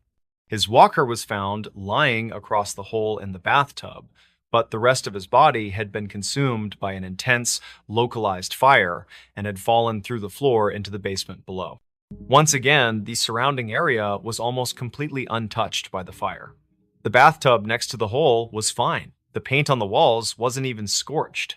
It was another case of a human body being reduced to ash with only a single limb remaining in a fire that seemingly had no source and caused no significant damage to its surroundings. The pattern is undeniable, and it continues into more modern times. On March 26, 1986, in a small town outside of Crown Point, New York, A young man named Rick Conti went to visit his father, a 5'8" retired firefighter named George Mott. When he entered his father's bedroom, he was met with a bizarre scene. There was no sign of a major fire, but there was a strange, greasy film on the walls and a thick, sweet smell in the air. On his father's bed, there was a pile of ash and charred bone fragments. Among the remains, he found a piece of his father's skull and a single rib bone. The rest of the man's body was simply gone. The irony of the case was profound. A man who had spent his entire life fighting fires had seemingly been consumed by one that defied all explanation. The bed sheets around the pile of ash were barely even singed. The rest of the room was pristine. So what is going on here? For centuries, these incidents were dismissed as acts of God or works of the devil, but in modern times, science has proposed a theory that, on the surface, seems to explain these bizarre events. It's called the Wick effect. The theory of the Wick effect posits that the human body can, under a very specific set of circumstances, act like an inside-out candle. In this scenario, a person's clothing acts as the wick, and their own body fat acts as the fuel or the wax. The theory suggests that an external ignition source, like a dropped cigarette or a spark from a nearby fireplace, ignites the person's clothing. This initial flame is small, but it's enough to rupture the skin and begin to melt the subcutaneous body fat. This melted fat then soaks into the clothing, the wick, and it begins to burn, but not with a large flame. Instead, it creates a small, slow-burning, smoldering fire. This slow, contained burn can last for many hours, generating intense heat in a very localized area. This intense, localized heat can eventually consume the majority of the body, including bone, leaving behind the characteristic greasy soot and pile of ash. The Wick effect elegantly explains many of the classic hallmarks of these cases. It explains why the fire is so localized and doesn't spread to the rest of the room. It explains why there is so much greasy soot, and it explains why extremities with less body fat, like the lower legs and feet, are often left behind, untouched by the flame. For many, the Wick effect is the final, rational explanation for a seemingly supernatural phenomenon. But does it really explain everything? Many investigators and researchers have pointed out significant holes in the theory. First, the temperatures required to turn human bone into fine, calcified ash are incredibly high, around 3,000 degrees Fahrenheit. While a smoldering wick effect fire can get hot, many argue it cannot consistently reach the temperatures needed for such complete cremation. Second, in many of the most famous cases, including Mary Reeser's, there was absolutely no plausible source of ignition found. Mary Reeser was not a smoker, there was no fireplace. The idea of a smoldering fire also doesn't seem to account for the speed at which some of these events are thought to have occurred. And that brings us to our final and perhaps most compelling case. It happened in Galway, Ireland in December of 2010. A 76-year-old man named Michael Faherty was found dead in his home. A neighbor had been alerted by a smoke alarm and had seen smoke coming from the house. When the fire department arrived, they found Michael's completely incinerated body lying on his back on the floor of his living room. The fire that had consumed him had been so intense that it had also burned the ceiling directly above him and the concrete floor directly beneath him. But the rest of the room, including furniture just feet away, was completely untouched. The Irish police launched a full investigation. They found no signs of an accelerant. They ruled out any conventional explanation for the fire. The case was turned over to the coroner, a man named Dr. Ciaran McLaughlin. After reviewing all the evidence from the scene and the full autopsy report, Dr. McLaughlin did something almost unprecedented in modern forensic history. He officially recorded the cause of death for Michael Faherty as spontaneous combustion. He stated in his official report that after a thorough investigation, he had found no other adequate explanation for the death. So where does that leave us? We are left with a phenomenon that seems to defy logic. We have a compelling scientific theory that explains many, but perhaps not all of the details. And we have hundreds of documented cases stretching back centuries that describe a terrifying and consistent pattern. A human body burning to ash with an inexplicable, intense, and localized fire. It is a mystery that pits our rational understanding of the world against a series of impossible and horrifying facts. Is it possible that under some rare and unknown set of biological circumstances, the human body can become its own funeral pyre? The science says no. But cases like that of Mary Reeser, Dr. John Bentley, and Michael Faherty suggest that sometimes reality is far stranger and far more terrifying than fiction. There's a special kind of horror that belongs to the sea. It's the horror of the vast, empty expanse, the knowledge that a person can vanish into the blue and never be seen again. And no story captures this terror quite like that of the ghost ship, a vessel found sailing perfectly on its own with no one at the helm. In 2007, off the coast of Australia, a modern high-tech yacht was discovered drifting aimlessly in the Coral Sea. When authorities boarded it, they were met with a scene of profound and unsettling mystery. The engine was running, a laptop computer was on, and a meal was set on the table as if the crew was about to sit down to eat. All the life jackets were accounted for. There was no sign of a struggle, no sign of damage. The only thing missing was the boat's three-man crew. They had vanished into thin air, leaving behind a floating time capsule of their final ordinary moments and creating one of the most baffling maritime mysteries of our time. Before we begin, tell me, where are you watching from? Drop it in the comments. It's always fascinating to see where these stories are heard. All right, if you're a fan of the strange, dark, and mysterious, you have certainly come to the right place. Our story is about three friends from Western Australia who were about to embark on the trip of a lifetime.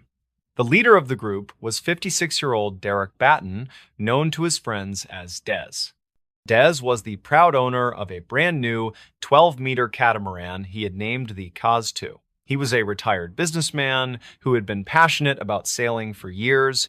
He wasn't a world-class sailor, but he was experienced and competent, and he had spent months preparing the Caz 2 for a grand adventure. His plan was to sail the boat from the east coast of Australia all the way around the top of the continent and back home to Perth. It was a journey of thousands of miles, a dream trip he had been planning for years. To join him on this epic voyage, Des had invited his neighbors and good friends, two brothers named Peter and James Tunstead. Peter was 69 years old, and his younger brother James was 63. They were both retired and eager for an adventure. But there was one crucial detail that would become a central point in the mystery that was to follow.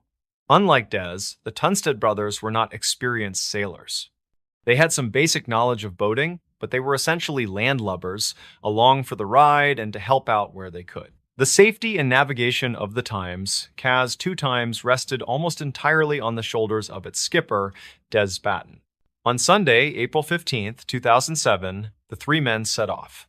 They departed from a marina in Airlie Beach, a popular tourist town on the coast of Queensland.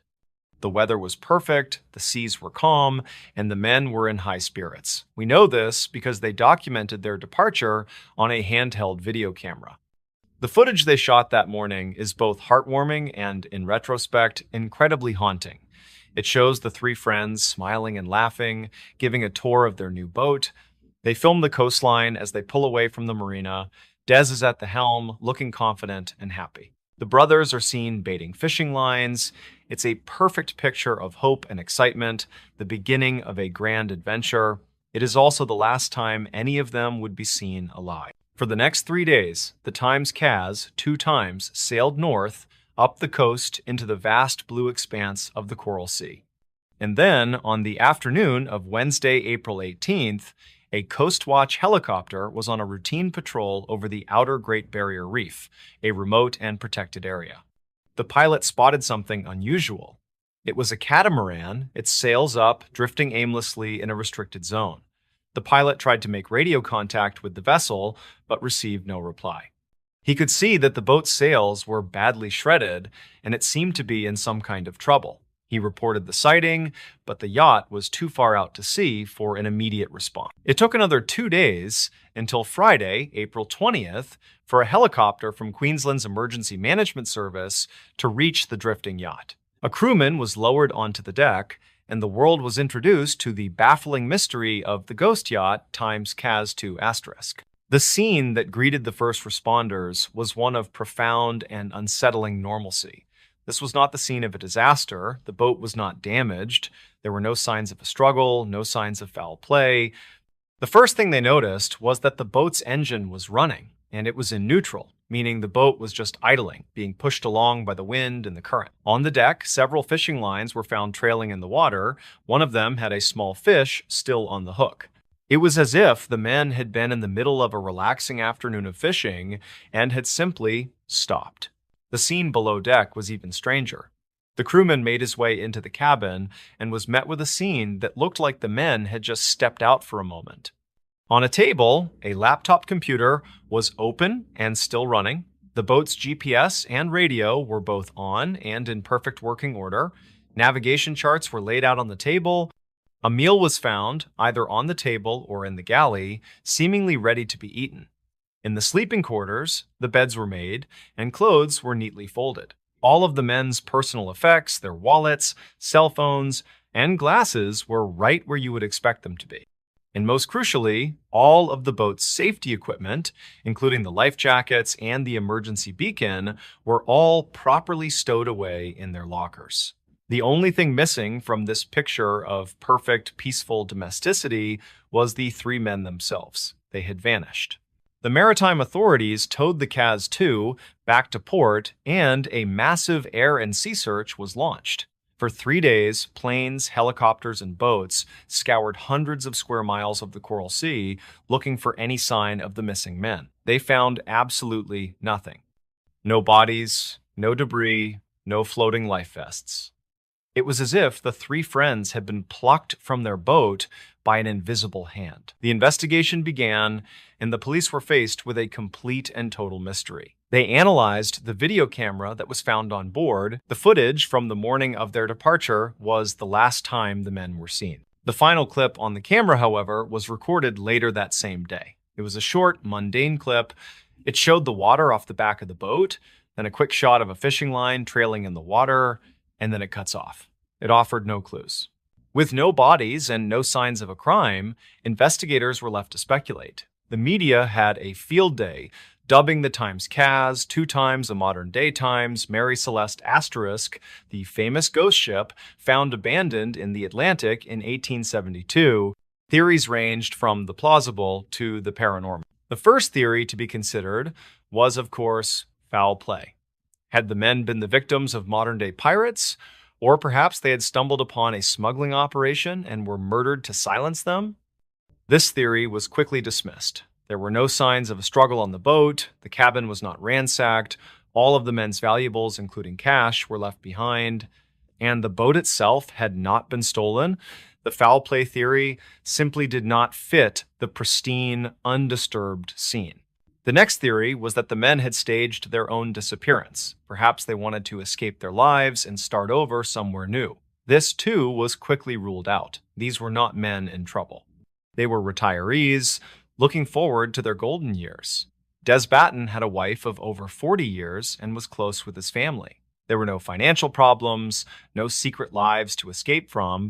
The idea that these three men in their 50s and 60s would concoct such an elaborate and cruel hoax on their families was deemed to be almost impossible. Another popular theory was that the boat had been hit by a freak wave or had encountered a sudden, violent squall. In this scenario, all three men could have been on deck at the same time and been washed overboard by a single, massive wave. This is a plausible event in the open ocean, but again, it didn't fit the evidence. The scene below deck was too neat. A wave powerful enough to sweep 3 grown men from the deck would have tossed the contents of the cabin around like a washing machine.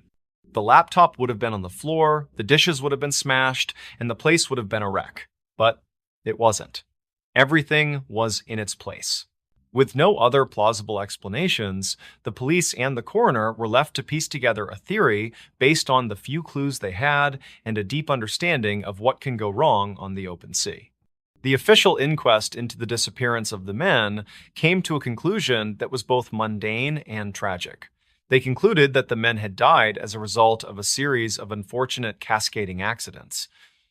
The coroner laid out a step-by-step theory of what he believed had happened on that fateful day. He believed the trouble started with a simple common problem. One of the Tunstead brothers, likely James, who was the least experienced on the boat, was fishing off the back of the catamaran. His fishing lure became snagged, possibly on the boat's own rudder or on a rock or piece of coral they were passing over. Unable to free it, he put his fishing rod down and attempted to untangle the line by hand. As he leaned over the back of the boat, which was moving in a gentle swell, he lost his balance and fell into the water. His brother Peter, seeing James in the water and struggling, would have immediately rushed to his aid. But instead of throwing him a life jacket or a rope, Peter, in a moment of panic and inexperience, also jumped into the water to try and save his brother. Now, 2 of the 3 men were in the ocean, and the boat, with its engine in neutral and its sails up, was beginning to slowly but surely drift away from them, pushed by the wind and the current. The skipper, Des Batten, would have heard the commotion and rushed to the deck. He would have seen his 2 friends in the water, their boat drifting away from them. He was the only one left on board and the only one with any real sailing experience. He would have tried to turn the boat around to get back to them. But a catamaran of that size can be difficult to manage for a single person, especially with the sails already up. It's possible that as he tried to maneuver the boat, the mainsail, or the boom, swung across the deck unexpectedly, knocking him overboard as well. Or, in an even more tragic scenario, Des, seeing his friends struggling and the boat drifting away too quickly, made a final, desperate, and heroic decision. He may have realized he couldn't get the boat back to them in time.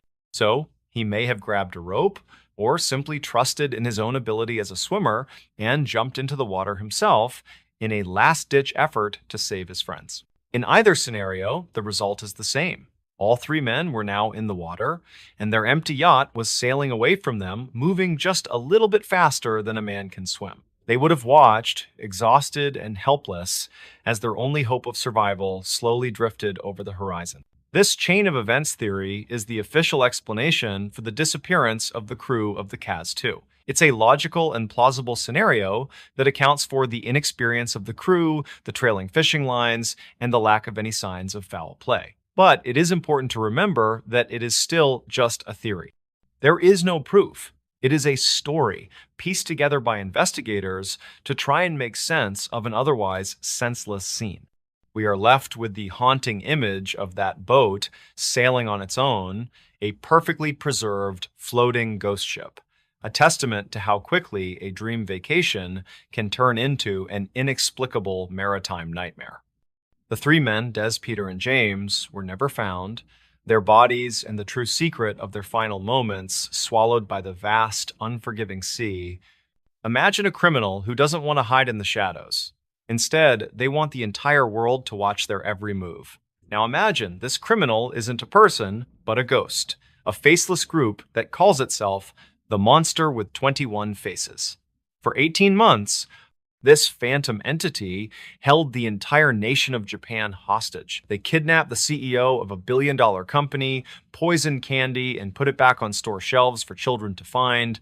And all the while, they sent taunting, playful letters to the police and the media, turning their crime spree into a terrifying national drama. They were always one step ahead, and in the end, they simply announced they were bored of the game and vanished forever, leaving behind one of the most baffling and audacious unsolved cases in the history of crime. Before we begin, tell me, where are you watching from? Drop it in the comments. It's always fascinating to see where these stories are heard. All right, if you're a fan of the strange, dark, and mysterious, you have certainly come to the right place. Our story begins in the spring of 1984 in the prosperous and orderly nation of Japan. At the head of one of the country's largest and most beloved candy companies, Ezaki Glico was its president, a 42-year-old man named Katsuhisa Ezaki. Glico was a household name, famous for iconic snacks like Pocky and Pretz. Ezaki lived a comfortable life with his wife Mariko and their 3 children in a wealthy suburb of Nishinomiya. On the evening of March 18th, he was enjoying a relaxing bath at home after a long day. He had no idea that his quiet, successful life was about to be shattered, and that he was about to become the first pawn in a bizarre and terrifying game. At around 9 p.m., two masked men, armed with guns and a key, quietly let themselves into his mother's house, which was right next door to his own. They tied up his 70-year-old mother and forced her to give them the key to her son's home. A few minutes later, Izaki's wife Mariko heard a noise and came downstairs to find the two masked intruders in her home. They brandished their weapons and told her they wouldn't harm her or the children if she just stayed quiet. One of the men then cut the phone lines while the other went upstairs. He kicked open the bathroom door to find a shocked Katsuhisa Izaki. They dragged him from his bath, naked and dripping, and threw him into the shower. They told him they wanted money, 1 billion yen, the equivalent of about 10 million US dollars at the time, and 10 kilograms of gold bullion. Before he could even process the demand, they hustled him out of his own home, wrapped him in a blanket, and forced him into a waiting car. The president of the Glico Candy Company had been kidnapped from his own bathroom. The next day, the kidnappers sent a ransom note to the company demanding the massive sum of money, but the kidnappers, whoever they were, had underestimated their victim. Izaki was not a man who would sit and wait for his fate to be decided. He was being held in a small, windowless room in what he believed to be an abandoned warehouse. After 3 days in captivity, he saw his chance. He managed to loosen his restraints, and when his captors were distracted, he made a break for it. He burst out of the warehouse and ran for his life, eventually making it to a nearby road and flagging down help. He had escaped. For the police and the Glico Company, it was a moment of immense relief. The crisis was over, but they were wrong. The crisis was just beginning. The kidnappers hadn't just lost their hostage, they had been publicly embarrassed, and now they wanted revenge. This is when the criminals adopted their now famous persona. A few weeks after the escape, letters began to arrive at newspaper offices and police stations across Japan. They were from the kidnappers, but they were now writing under a new name, a name taken from a famous series of Japanese detective novels by the author Edogawa Rampo. They called themselves Kaijin Nijuichi Menso, which translates to the monster with 21 faces. Their letters were unlike any ransom notes the police had ever seen. They were not just demanding, they were theatrical, arrogant, and filled with a strange, dark sense of humor. They were written in a folksy, sometimes childish dialect, and they were filled with insults aimed at the police and the media. One of their early letters read, "To the dumb police, are you stupid? There are so many of you, what are you doing? If you were professionals, you would have caught us. Your abilities are so bad, we will give you a hint." This was their style. They weren't just criminals, they were performers, and all of Japan was their unwilling audience. Their first public act of terror was a direct attack on the Glico Company. They sent a letter to the media announcing that they had laced Glico candy products with potassium cyanide, a deadly poison, and placed them back on store shelves. The announcement caused immediate and widespread panic. Japan is a country where food safety is taken incredibly seriously, and the idea of poisoned snacks aimed at children was a national nightmare. Glico had no choice but to pull all of its products from every store in the country. The company lost over $20 million and had to lay off hundreds of workers. The monster had failed to get their ransom, so they had inflicted a different kind of pain, bringing a corporate giant to its knees. After a few months of tormenting Glico, the monster went silent. The public began to hope the nightmare was over. But then, in September, they returned, this time with a new target, another major food company called Morinaga. Their tactics were the same. They sent letters demanding money, and when the demands weren't met, they escalated to public terror. But this time, they did something even more sinister. They didn't just claim times to have poisoned the candy, they showed the world they had actually done it. They sent letters to news outlets across the country, telling them the exact stores, and in some cases, the exact locations on the shelves where they had placed the poisoned products. A frantic race would begin, with reporters and police officers rushing to the named stores, and they would find them.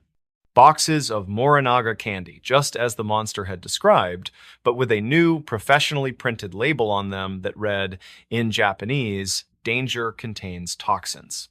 You will get sick if you eat this." The monster with 21 faces. It was a brilliant and diabolical act of psychological warfare. They weren't actually trying to kill anyone. They were proving that they times could asterisk. They were showing the entire country that they had the power to place poison in the hands of any child at any time. The fear was palpable. Candy sales plummeted across the country. Stores started pulling all Morinaga products from their shelves. The monster was in complete control.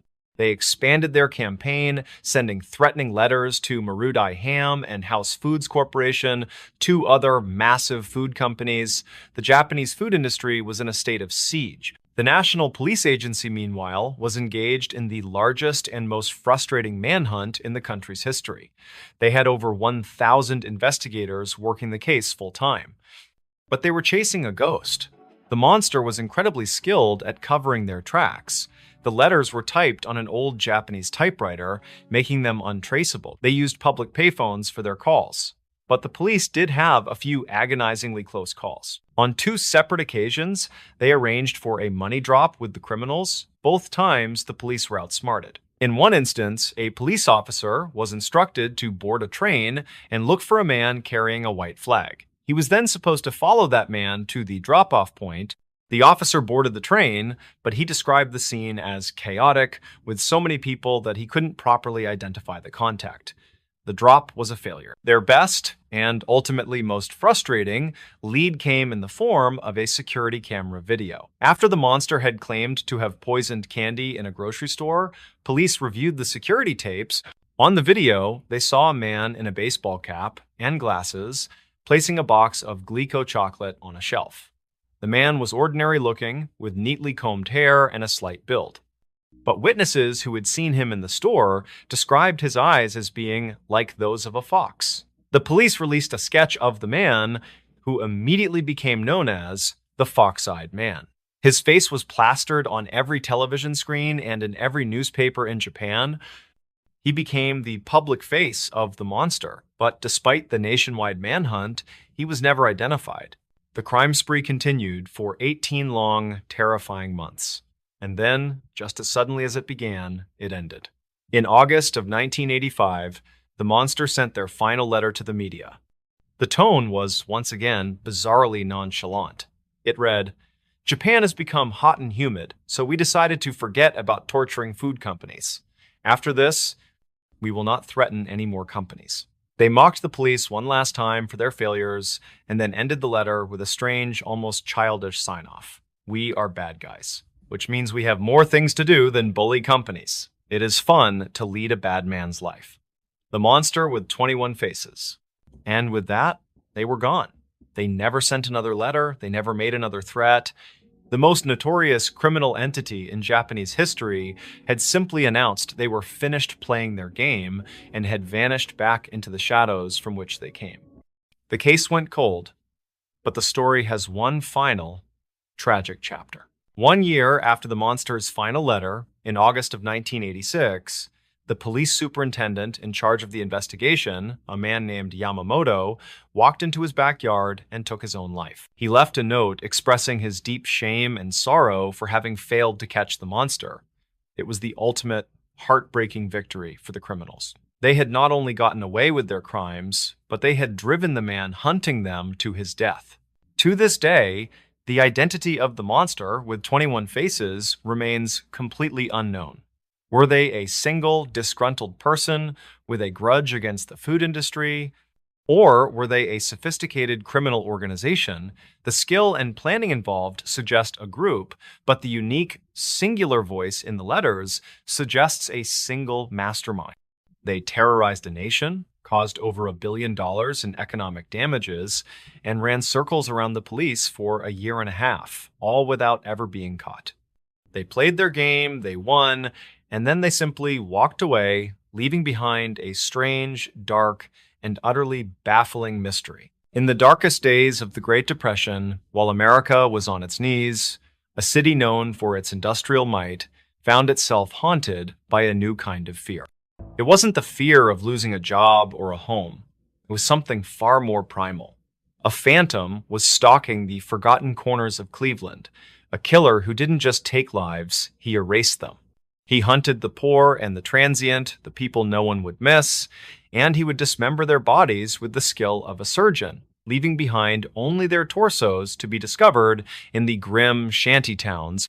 This monster, who became known as the Mad Butcher, challenged the most famous lawman in America. And in the end, he vanished without a trace, leaving behind a legacy of terror and one of the most chilling unsolved crime sprees in the nation's history. Before we begin, tell me, where are you watching from? Drop it in the comments. It's always fascinating to see where these stories are heard. All right, if you're a fan of the strange, dark, and mysterious, you have certainly come to the right place. To understand this story, you first have to understand the city where it took place. The Cleveland of the 1930s was a city of stark contrasts. On one hand, it was a powerhouse of American industry, a place of soaring skyscrapers, wealthy industrialists, and civic pride. But beneath that gleaming surface was a dark underbelly, a world shaped by the crushing weight of the Great Depression. Thousands of people were out of work, living in poverty and despair, and the epicenter of this despair was a place called Kingsbury Run. Kingsbury Run wasn't really a neighborhood, it was more like a scar running through the heart of the city. It was a long, polluted creek bed that snaked through the industrial valley, flanked by railroad tracks and grimy factories. In the shadow of the city's progress, a massive shantytown had sprung up. Hundreds, if not thousands of people lived there in makeshift shacks built from scrap metal, cardboard, and wooden crates. It was a place for the forgotten, the unemployed, the drifters, the alcoholics, the people who had fallen through the cracks of society. It was a grim, lawless place, full of shadows and secrets. And it was here, in this forgotten world, that a monster found his hunting ground. Our story officially begins on September 23rd, 1935. Two teenage boys were walking along the edge of Kingsbury Run when they stumbled upon a horrific discovery. Lying in the weeds was the naked lower half of a man's torso. A short distance away, they found the upper half. The man's head and all of his limbs were gone. He had been expertly dismembered, and his body had been completely drained of blood. The police were called, and they were baffled. The cuts were clean and precise, suggesting the killer had medical or anatomical knowledge. The victim was eventually identified as a 8-year-old drifter named Edward Andrassy, a man with a troubled past who was known to frequent the shantytowns. Just a few weeks later, another body was discovered nearby. It was another man, whose identity was never confirmed, who had been subjected to the same gruesome ritual: beheaded, dismembered, and drained of blood. The police knew they had something terrifying on their hands, but they had no leads. The victims were from a transient population, making it nearly impossible to retrace their steps. The killer left no fingerprints, no murder weapons, and no witnesses. He was a ghost. As the body count began to rise, the city of Cleveland started to panic. But at the same time, a new figure arrived on the scene. A man who the public believed was the one person who could stop this phantom. His name was Eliot Ness. Today, Eliot Ness is a legend. He was the famous, incorruptible federal agent who led the Untouchables, the team that finally brought down the notorious gangster Al Capone in Chicago. By 1935, Ness had left federal service and had been appointed as the public safety director of Cleveland. He was a symbol of modern scientific law enforcement, and he arrived with a promise to clean up the city. He was confident, brilliant, and had a reputation for being unstoppable. But the Mad Butcher of Kingsbury Run was unlike any enemy Ness had ever faced. Al Capone was a man. This was a specter. Ness threw everything he had at the case. He assembled a massive task force, bringing in the city's best detectives.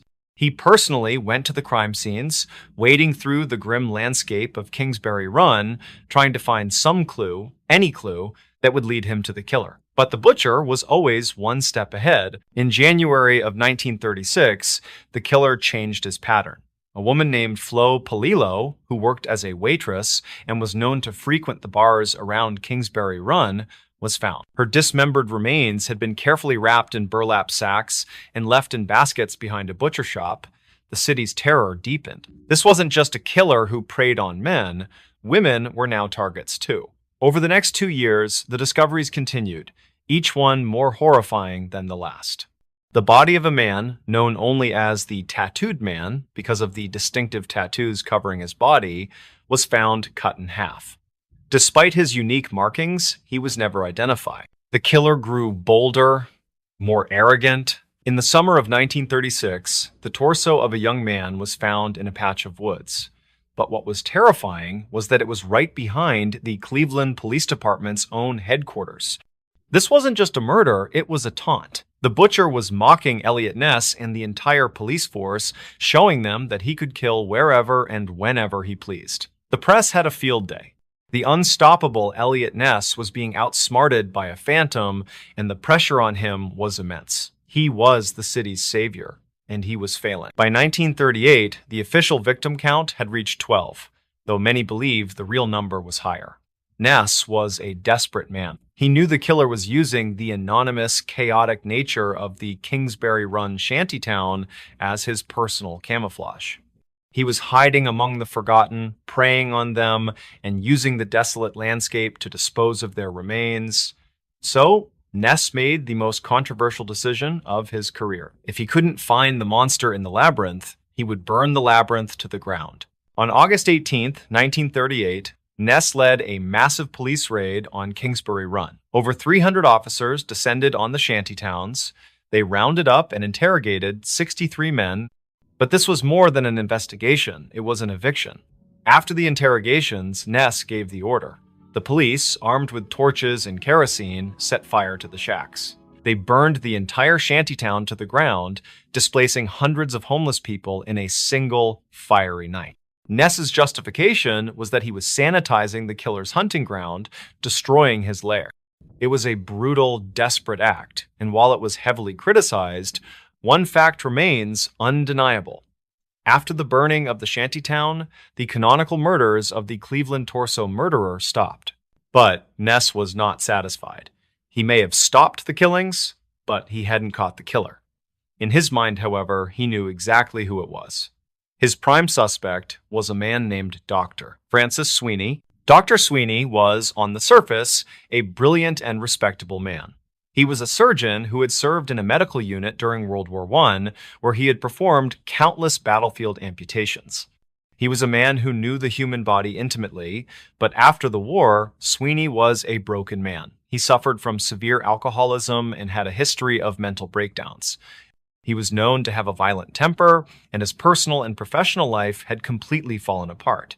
And crucially, he lived with his family in a home that was directly overlooking Kingsbury Run. Ness became obsessed with Sweeney. The man had the surgical skill, the knowledge of anatomy, and the proximity to the crime scenes. He fit the profile perfectly, but Ness had no physical evidence to tie him to the crimes. So, he did something highly unorthodox. He secretly took Dr. Sweeney into custody and brought him to a hotel room where, for 2 weeks, Ness and another detective personally interrogated him. Ness was convinced he was the butcher. Sweeney even allegedly failed 2 early polygraph tests. But a polygraph wasn't admissible in court, and Sweeney never confessed. Without a confession and without any hard evidence, Ness knew he couldn't charge him. Sweeney was a well-connected man from a prominent family, and a failed prosecution would have destroyed Ness's career. Frustrated, Ness had to let him go. But Sweeney knew that Ness would never give up. Shortly after the interrogation, Dr. Francis Sweeney voluntarily committed himself to a mental institution. By declaring himself mentally insane, he had legally placed himself beyond the reach of the law. He could no longer be questioned or charged. He had outmaneuvered the great Elliot Ness. Dr. Sweeney would spend the rest of his life in various institutions for veterans, but he never forgot about the lawman who was so convinced of his guilt. For years, until his death in 1964, Sweeney would taunt Elliot Ness, sending him cryptic, mocking postcards from the hospitals where he was confined. The case of the Cleveland torso murderer was never officially solved.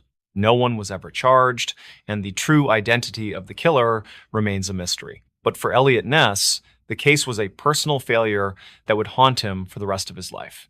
He had faced down the Chicago mob and won, but he was defeated by a single, shadowy figure who was either a brilliant, insane surgeon or someone else entirely who simply vanished back into the shadows from which he came. The story is a chilling reminder that sometimes the most terrifying monsters are the ones who are never caught. And that's the end of the story. Now, we jump into another story. There's a powerful idea in our culture, the dream of owning a home, a place of your own, a sanctuary to raise a family, to make memories, to put down roots. We pour our hopes and our savings into these structures of wood and brick, but we're often not the first. Every house, especially an old one, has a history. It has layers. It has soaked up the joys, the sorrows, and the secrets of the lives lived within its walls. Most of the time, those are just quiet ghosts of memory. But this story is about a family who bought their dream home for a bargain, a foreclosed property in a quiet town. And in that house, they found a diary left by the previous owner. A diary that wasn't just a record of a life, but a set of instructions for surviving what lived inside the walls with him, and by the time they understood what they were reading, it was already too late. This is the story of the Miller family, Tom, Sarah, and their 10-year-old daughter, Chloe. Before we begin, tell me where are you listening from and what time is it there? Our story begins in the spring of 2014. The Millers were at a turning point. Tom was a contractor who had just landed a stable new job. Sarah was a freelance graphic artist who could work from anywhere. They decided it was time to leave the cramped suburbs of Boston for a quieter, slower life. They found their dream on a real estate website, a beautiful two-story Victorian house on a few acres of land in a small rural town in Maine.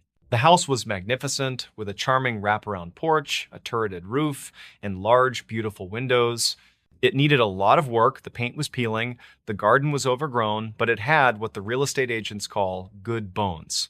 And the price was unbelievable. It was a foreclosure. The bank had repossessed it after the previous owner, an elderly man, had passed away with no heirs. For Tom and Sarah, it felt like winning the lottery. They moved in on a bright, sunny day in May. The house was even better in person, but there was a certain melancholy that clung to the place. The air inside was still and heavy with the feeling of abandonment. And they noticed the neighbors were reserved, polite, but they wouldn't make eye contact for long, and they were reluctant to talk about the previous owner, a man they only referred to as Mr. Barrow. Tom, being a contractor, was excited to get to work. He started with the master bedroom, which had some significant water damage in the closet. As he was tearing out a section of damp drywall, his crowbar hit something solid. It wasn't a stud or a pipe. Behind the wall was a small hidden cavity, and nestled inside was a small leather-bound journal. It was old, the cover worn smooth with time, but it was in perfect condition. It wasn't locked. That evening, after Chloe was asleep, Sarah, whose curiosity always outweighed her caution, sat down in the living room with a cup of tea and opened the journal. The handwriting inside was elegant, precise cursive, written in fountain pen ink. It was, as they had guessed, the diary of the previous owner, Joseph Barrow. The first dozen entries were exactly what she expected. They were dated from 5 years prior. Joseph wrote about his quiet life with his wife, Mary. He wrote about his love for the house, his passion for his garden, his daily routines. He seemed like a gentle, loving man. The only slightly odd thing was the way he wrote about the house itself. He didn't refer to it as the house or my home. He called it by a name, the foundation, and he often wrote about it as if it were a living, breathing entity. An entry from his first week read, "The foundation is settling in around us. Mary says it's drafty, but I believe it is merely breathing. It seems content to have life within its walls again."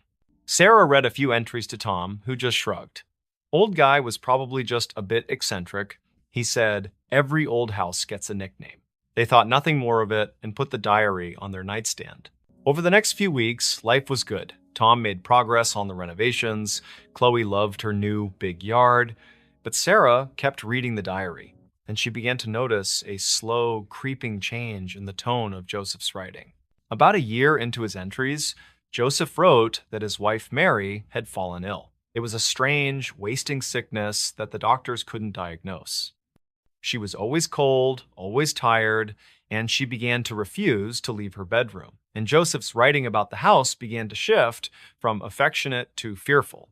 An entry read, "Mary is weaker today. The chill in her bones will not leave. I believe the foundation is the cause. It has grown jealous of my love for her. It wants me for itself. I hear it groaning in the night, a hungry sound that comes up from the cellar.